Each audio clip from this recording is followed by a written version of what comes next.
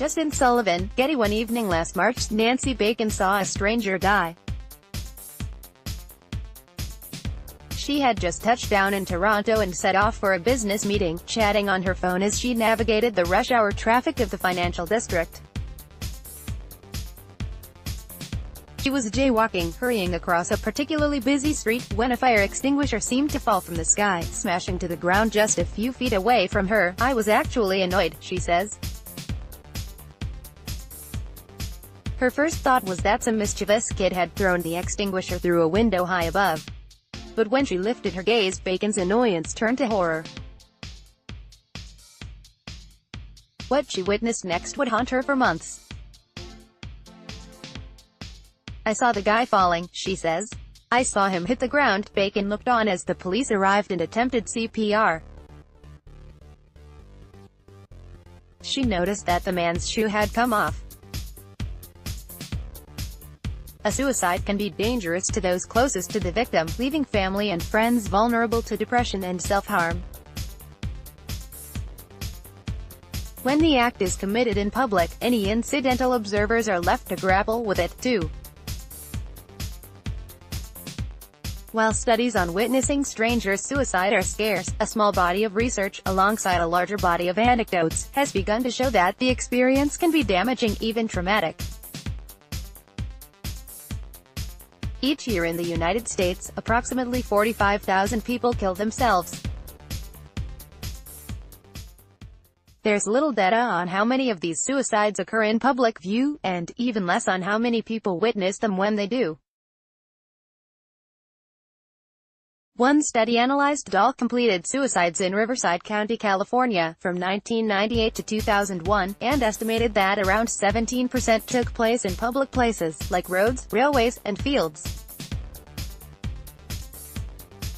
Another study, from 1994, reviewed forensic reports of 1,183 suicides among people affiliated with the U.S.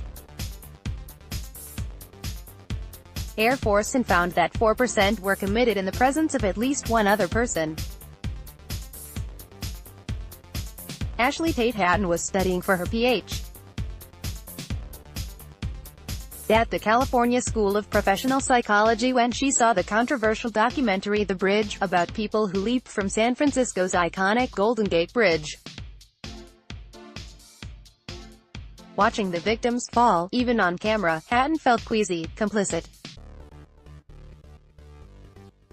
When it came time to choose a subject for her dissertation, she decided to study the effects of witnessing suicide in real life.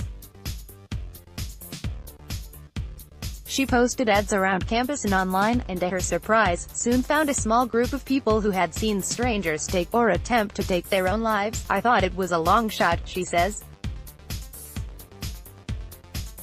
She hadn't realized how common an experience it was.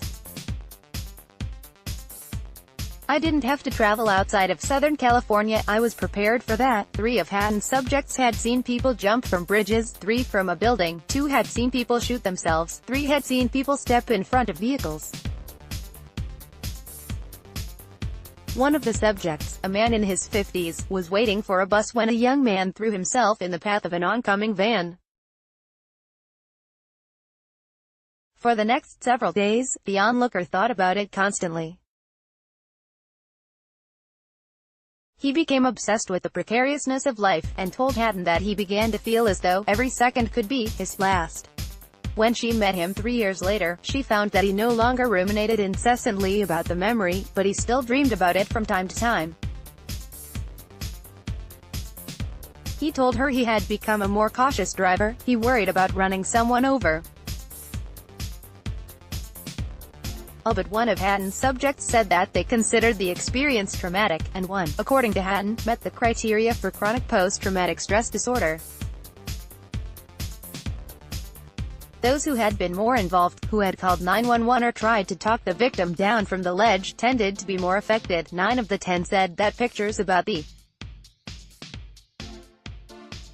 event popped into their minds. 6 admitted they thought about it without meaning to. 3 had physical reactions when they were reminded of the event, including sweating, nausea, and trouble breathing. 8 said that the experience had a significant impact on their lives, including 1 who started volunteering at the Red Cross, and 2 who resolved not to act on their own suicidal fantasies.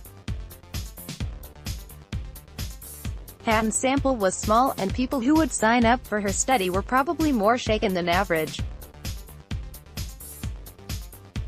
When you have only a few people who experienced something, you have no idea how representative they are, points out George Bonanno, a professor of clinical psychology and the director of the Lost Trauma and Emotion Lab at Columbia University. Still, projects like Hatton's are a start. There's surprisingly little research on the nuances of different traumatic events, Bonanno says. Last spring, a young man leapt from the building next to the one I was in. I didn't see him jump, but I heard him land. I thought it was a clap of thunder. A woman I was interviewing in that moment gasped, so I turned and followed her gaze. I can still see the scene outside the window, an empty pair of pants dangling over the ledge of the low roof that had broken his fall, a human arm sticking out an unnatural angle. I heard the man moaning, and I saw a woman who appeared to be his mother crying in the street, reaching up to touch his foot. I didn't know what to do. I felt useless as other members of the lab ran out with a ladder to help the woman reach her son. That evening, I violated Amtrak's noise policy by crying on the quiet car. I had violent nightmares, that a teenager was teetering on a ledge, that an acquaintance was threatening to jump in front of a train. I talked with friends about what I'd seen. I spent an afternoon trying to find out whether the man had lived. I gave up, the dreams faded, and I don't think about it much anymore. The memory remains clear, upsetting even, but I wouldn't call it traumatic.